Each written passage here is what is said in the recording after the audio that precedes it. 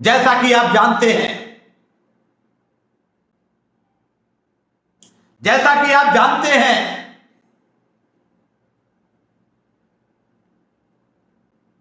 पीछे की अगर बात करें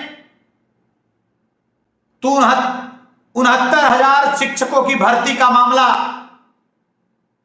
उत्तर प्रदेश योगी सरकार के कारतूतों ने, योगी सरकार के साम्राज्यवादी मानसिकता के उन सामंतवादी मंत्रियों ने जिस तरीके से 69,000 शिक्षकों की भर्ती के मामले में ओबीसी के 8,000 से ज्यादा शिक्षकों को वंचित कर दिया, 69,000 शिक्षक भर्ती घोटाले मामले में बेईमानों ने, ओबीसी के दलाल मंत्रियों ने, बेशर्म नेताओं ने जिस तरीके से चुप्पी साधी है वह हमारे समाज के लिए भारी पड़ रहा है। प्यारे साथियों, 69,000 शिक्षक भर्ती के मामले को लेकर आज आपको आवाज बुलंद करना पड़ेगा। आज दो प्रमुख मामलों को लेकर के मैं आप सबके बीच में हाजिर हूं।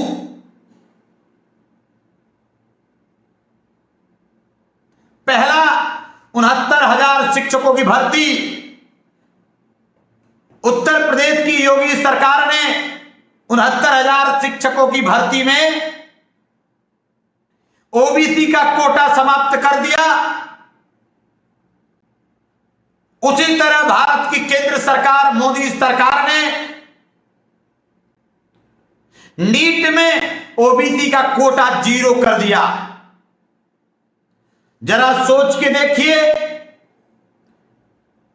उत्तर प्रदेश की योगी सरकार और केंद्र की मोदी सरकार ने मिलकर के ओबीसी को गहरे खाई में धकेलने का जो काम किया है, क्या इसमें जिम्मेदार हमारे आपके ओबीसी के दलाल नेता हैं या नहीं हैं, यह भी सवाल करना है।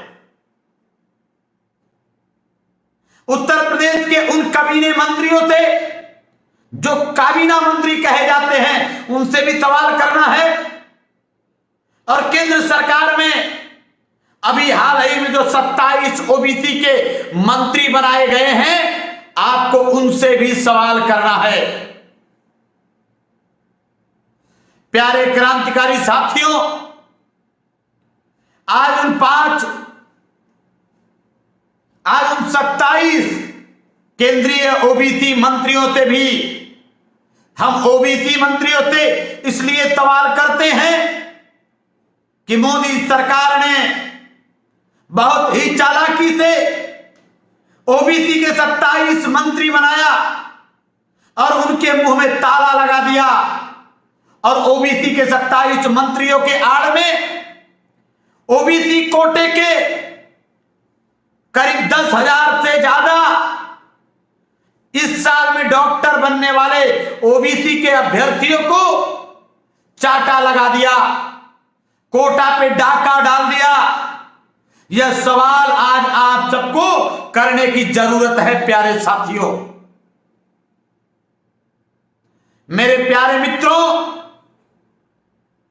आज इन दो प्रमुख मुद्दों पर जो सुलगता हुआ सवाल है, इस सुलगते हुए सवाल पर आप अपने आसपास के विधायक और सांसदों से सवाल करिए, जिनको वोट देते हैं उन वोट के दलालों और सौदागरों से भी सवाल करिए। प्यारे साथियों,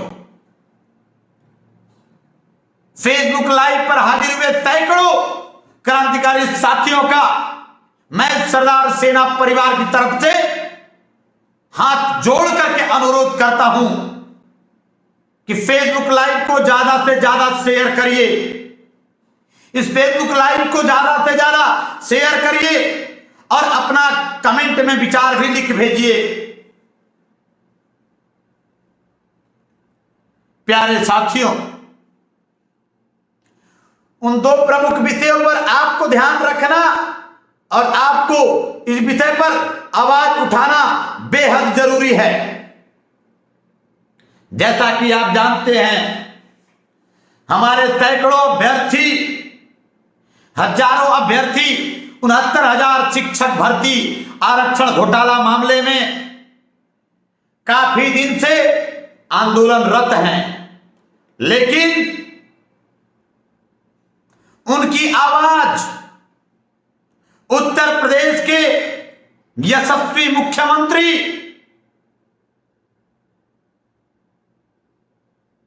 बाबा योगी आदित्यनाथ जी के कानों तक नहीं पहुंच रही है। अगर पहुंच रही है तो उसका समाधान क्यों नहीं हो रहा है, यह सवाल बनता है। प्यारे साथियों,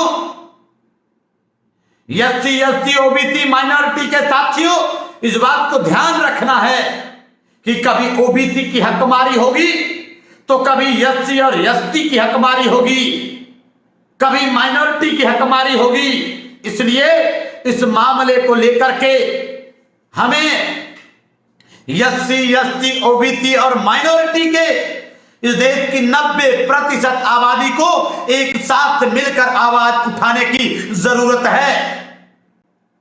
हमें आपको उत्तर प्रदेश के इस मामले पर उत्तर प्रदेश के डिप्टी सीएम केशव मौर्य से भी सवाल करना है कि केशव मौर्य, ओबीसी समाज से आते हो, सवाल करना है स्वामी प्रसाद मौर्य से, सवाल करना है स्वतंत्र देव से, सवाल करना है मुकुट बिहारी वर्मा से, सवाल करना है जितने ओबीसी के कैबिनेट मंत्री हैं अनिल राजभर से, सवाल करना है ओबीसी के सभी नेताओं से जो उत्तर प्रदेश के कैबिनेट में बैठकर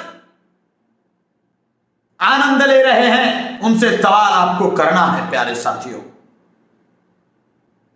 सवाल करना है कि 69,000 शिक्षक भर्ती मामले में ओबीसी के 8,000 से ज्यादा अभ्यर्थियों का कोटा कौन चुरा लिया? ये कौन चोर है, कौन बेईमान है जो हमारे ओबीसी के साथियों का कोटा खा जाता है, ओबीसी के लोगों का जो हकमारी कर लेता है, ओबीसी के साथियों का जो हक अधिकार चोरी से, छिनैती से, डकैती से खा जाता है, उसके बारे में सबसे पहले हमें अपने ओबीसी नेताओं से सवाल करना है। प्यारे साथियों,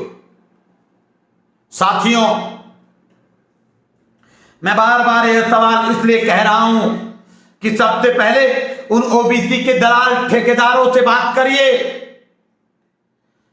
जो वोट का टाइम आता है वोट लेने दौड़ के आपके पास तो चले जाते हैं, और हम भी जात के नाम पर, पात के नाम पर, धर्म के नाम पर, मजहब के नाम पर इन बेईमानों, दलालों, झांसेदारों के फेवर में आ जाते हैं, और हम इन बेईमानों के कारण हम ठगे जाते हैं। इसलिए हम आपसे यह सवाल करते हैं, हम आप साथियों से भी यह गुजारिश करते हैं कि उत्तर प्रदेश में तमाम सामाजिक संगठनों को इस फेसबुक लाइव के माध्यम से हम आह्वान करते हैं कि यह बात आप समझें। तमाम साथियों, तमाम सामाजिक संगठनों से, तमाम विपक्ष के राजनीतिक दलों से मैं अनुरोध करता हूं, द लाइव टीवी पर भी शेयर कर दीजिएगा।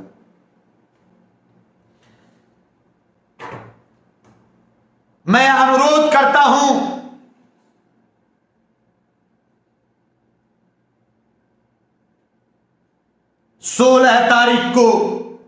16 जुलाई को सरदार सेना के तमाम क्रांतिकारी साथी पूरे उत्तर प्रदेश के मुख्यालयों पर सड़क पर उतर करके 16 जुलाई को 69,000 शिक्षक भर्ती और नीट में हुई ठगमारी, 10,000 डॉक्टरों की हकमारी, ओबीसी के कोटे को जीरो कर दिया गया नीट में, इस पर सवाल करने के लिए सरदार सेना के हजारों क्रांतिकारी साथी सड़कों पर 16 जुलाई यानी परसों उतरने को तैयार हैं। तमाम सामाजिक संगठनों, तमाम सामाजिक साथियों, राजनीतिक साथियों से अनुरोध करता हूं कि 69,000 शिक्षक भर्ती और नीट में ओबीसी के कोटा 0 होने के मामले को लेकर सरदार सेना के लोग उत्तर प्रदेश के राज्यपाल और देश के राष्ट्रपति महोदय को ज्ञापन देने के लिए सड़कों पर उतरने जा रहे हैं। सरदार सेना के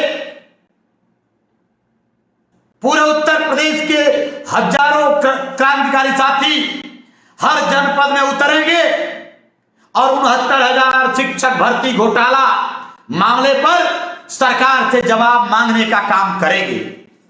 मेरे प्यारे साथियों, अगला सवाल यह भी है, उसी दिन राष्ट्रपति महोदय को नीट मामले पर ज्ञापन देने का भी काम किया जाएगा। अब आप लोगों से भी सवाल है, जो सैकड़ों क्रांतिकारी साथी लाइव पर हाजिर हैं, आपका आभार भी है और आपसे अनुरोध भी है। ओबीसी की आबादी 57% से ज्यादा इस देश में है। 27% ही कोटा हमको मिला है। उस कोटे पर भी डकैती, उस कोटे का भी हकमारी इस देश की बेईमान केंद्र सरकार ने किया है। सवाल नंबर 1 कि जो 27 कैबिनेट मंत्री, 27 केंद्रीय मंत्री बनाए गए हैं ओबीसी कोटे के, ओबीसी से मोदी सरकार ने 27 केंद्रीय मंत्री जो बनाया है, क्या ये 27 केंद्रीय मंत्रियों के जवान पर फेविक्विक लग गया है क्या? सवाल नंबर 1। सवाल नंबर 2 कि ये जो ओबीसी के मंत्री बनाए गए हैं, इनके बनते ही क्या ये सौदेबाजी हुई है क्या? क्या यह फिक्स मैच तो नहीं है कि 27 केंद्रीय मंत्री हम देंगे, बदले में ओबीसी के 10,000 से ज्यादा, 10,000 से ज्यादा ओबीसी के डॉक्टर बनने से रोक करके सवर्णों के खाते में डाल दिया जाएगा। प्यारे साथियों, आप सबसे हाथ जोड़ के अनुरोध है, आप जरा कल्पना करिए, 10,000 से ज्यादा जो ओबीसी कोटे के डॉक्टर बनने से रोकने का काम मोदी सरकार, केंद्र सरकार ने जो किया है, ओबीसी कोटा जो 0 किया है, उस ओबीसी कोटा को 0 होने के कारण जरा सोच के देखिए, वो 10,000 अगर डॉक्टर ओबीसी के बनते तो कम से कम इस देश में 50 लाख से ज्यादा ओबीसी के लोगों का भला उन 10,000 डॉक्टरों के माध्यम से हो सकता है। 10,000 डॉक्टर बनने के बाद अगर वो हमारे ओबीसी के आंदोलनों में, हमारे ओबीसी के विचारधारा पर सहयोग करते हैं, तो 50 लाख ओबीसी के युवाओं को आने वाले दिनों में लाभ मिलता।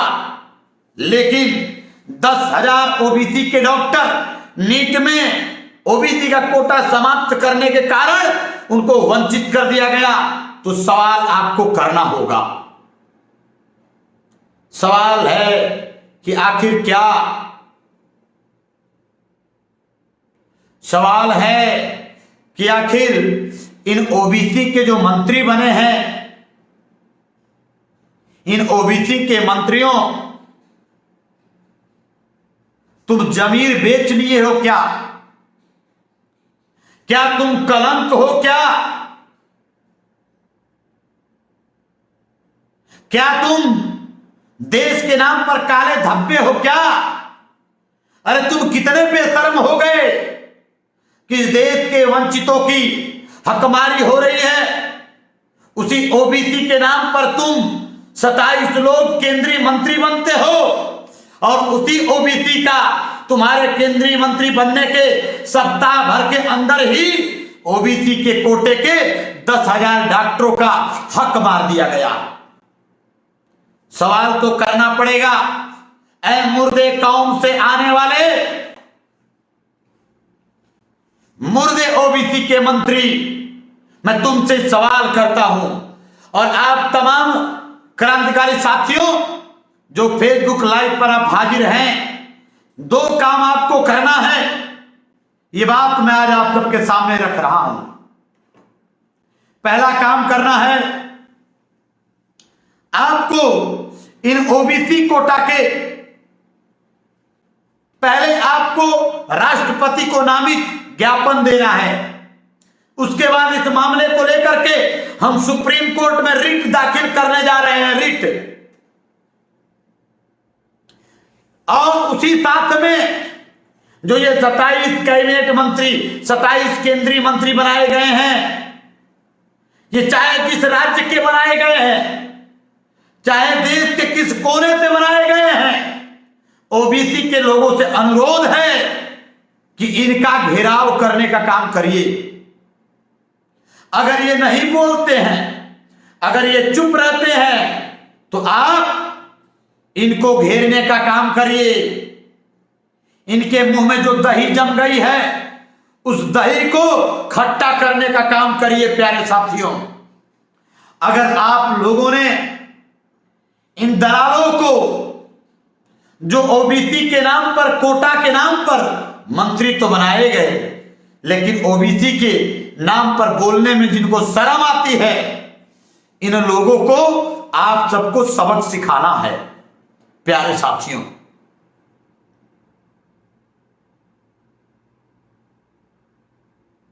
हम 3 चरण में इस आंदोलन को करने जा रहे हैं।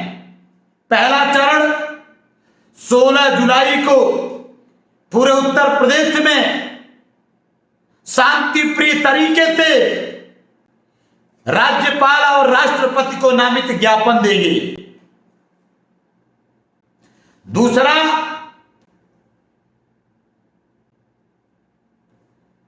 हाई कोर्ट और सुप्रीम कोर्ट में रिट दाखिल करेंगे, न्यायिक प्रणाली से भी लड़ाई लड़ेंगे। और तीसरा, अगर इसके बाद भी न्याय नहीं मिलता है, अगर इसके बाद भी समाज, हमारे समाज, ओबीसी समाज को, एससी समाज को, एसटी समाज को, माइनॉरिटी समाज को अगर न्याय नहीं मिलता है, तो पूरे प्रदेश में आंदोलन का आह्वान होगा। फिर हम रथ यात्रा निकालेंगे, लाखों ओबीसी के लोगों को लेकर के हम सड़क पे उतरेंगे। फिर लड़ाई सड़क के माध्यम से सदन तक लड़ा जाएगा। और इसी दौरान जब हम सड़क पे उतरेंगे, तो इन ओबीसी के बेईमान और ठग मंत्रियों से भी जवाब मांगा जाएगा, इनके घरों का भी घेराव किया जाएगा। इस बात को ध्यान रखना है प्यारे साथियों। सत्ता के सांसदों, सत्ता के मंत्रियों, सत्ता के विधायकों से जो ओबीसी कोटे के लोग हैं, उन लोगों से सवाल किया जाएगा। कुछ साथी जो फेसबुक पर कमेंट कर रहे हैं कि अनुप्रिया पटेल से सवाल करिए, तो आप सबको बता दें कि अनुप्रिया पटेल से ही क्यों, और भी 26 ओबीसी के मंत्री हैं, उनसे क्यों नहीं? 26 जो कुल 27 ओबीसी के जो मंत्री बनाए गए हैं, अनुप्रिया पटेल से भी सवाल होगा, उन 27 मंत्रियों से भी सवाल होगा। सिर्फ अनुप्रिया पटेल से ही सवाल क्यों? साथियों, किसी जाति विशेष पे नहीं जाना है। हमें ओबीसी की लड़ाई, ओबीसी के 27 मंत्रियों से जवाब मांगना होगा और जाति भावनाओं से उठकर वर्गिक भावनाओं की लड़ाई आपको लड़ना होगा। प्यारे साथियों, बहुत दिन बाद आज फेसबुक लाइव के माध्यम से आप सबसे बात करने आया हूं। वैसे आप लोग जानते होंगे, इस सरकार ने पूरे उत्तर प्रदेश में मेरे ऊपर कई जनपदों में तमाम केस किया है, तमाम धाराएं लगी हैं, बनारस में राष्ट्रद्रोह तक लगा दिया है। तो हालांकि हम इससे डरेंगे नहीं, न डरने वाले हैं। हम पूरी शिद्दत से ओबीसी की लड़ाई लड़ने वाले हैं। तैयार रहिए। 16 जुलाई उत्तर प्रदेश के सभी मुख्यालयों पर हम लड़ाई लड़ने जा रहे हैं। आप सबका सहयोग प्रार्थनीय है। बनारस में योगी जी और मोदी जी, योगी जी आ चुके हैं, मोदी जी आने वाले हैं, और हमारे घर पर कई थानों की पुलिस लगा दी जाती है। अब 2 दिन ये लोग हमको पैक करके रखना चाहते हैं। आंदोलन की घोषणा सरदार सेना ने किया है, जिसको लेकर योगी और मोदी ने हमारे घर पे पुलिस बल लगा दिया है। योगी जी और मोदी जी, याद रखना, आर.एस. पटेल अकेले अब नहीं है। इस उत्तर प्रदेश में लाखों आर.एस. पटेल बन गए हैं। किसके किसके घर पर पुलिस लगाओगे, किसके किसके घर पर नजरबंद करोगे? याद रखना, वो सारे भगत सिंह बन गए हैं। ये सारे के सारे लोग सड़क पर उतरेंगे और अपने समाज की आवाज बुलंद करेंगे। किसी भी हाल में हम लड़ाई लड़ेंगे। आप हमें जेल में भी बंद करके रखोगे योगी जी और मोदी जी, तब भी हमारे सरदार सैनिक उत्तर प्रदेश में ओबीसी का आवाज बुलंद करेंगे और करते रहेंगे। प्यारे साथियों, अंतिम में सिर्फ इतना कि हौसला बुलंद रखो। वो मंजर भी आएगा, अब प्यासे के पास चलकर समंदर भी आएगा। एक दिन तो ओबीसी कामयाब होगा, एक दिन सामंतवाद को जमीन में गाड़कर हाथ में खंजर भी आएगा। प्यारे साथियों,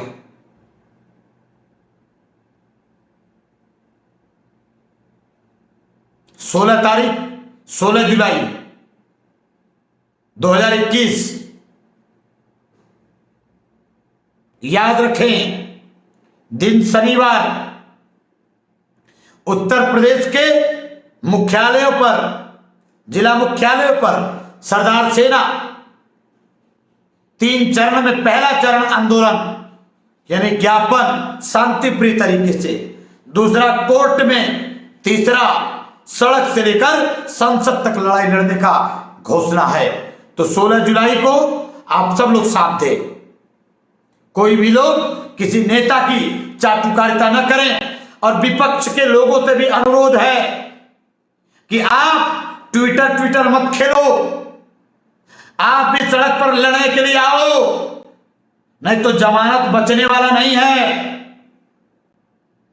लड़ने आना होगा, ओबीसी समाज की आवाज बुलंद करना होगा। याद रखना, केवल विपक्ष में बैठकर घर में रहने से काम नहीं चलने वाला है। लड़ाई सड़क से होगा, लड़ाई सदन तक होगा। किसी भी हाल में आवाज सड़क पर 16 जुलाई को गूंजेगी। नेशनल दस्तक की आपसे गुजारिश है कि अगर इसको बचाना चाहते हैं तो नेशनल दस्तक को सब्सक्राइब करने के लिए रेड कलर के सब्सक्राइब बटन को दबाएं, फिर बेल आइकन की घंटी दबाएं। नेशनल दस्तक को बचाने के लिए बहुत जरूरी है कि हर खबर को शेयर करें, लाइक करें, कमेंट जरूर करें।